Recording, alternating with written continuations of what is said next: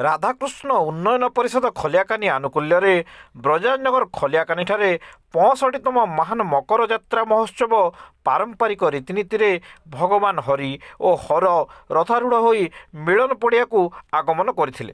ସନ୍ଧ୍ୟା ପୂର୍ବରୁ ପ୍ରଭୁଙ୍କର ମହାମିଳନ ପୂଜାର୍ଚ୍ଚନା ହୋଇ ରଥ ଉପରୁ ହରିଲୁଟ୍ ପ୍ରସାଦ ବଣ୍ଟନ କରାଯାଇଥିଲା।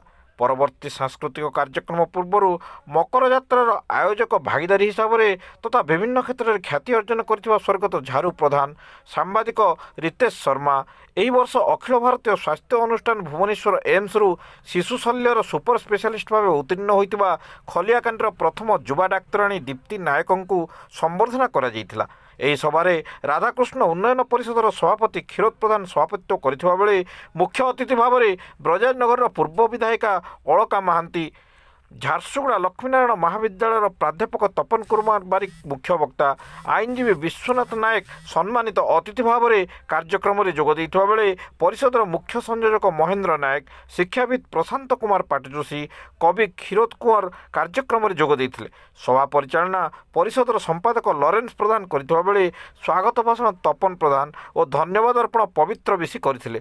ତୃତୀୟ ଦିନରେ ସଞ୍ଚାର ପରିବେଷଣର ମଧ୍ୟ କାର୍ଯ୍ୟକ୍ରମ ରହିଛି।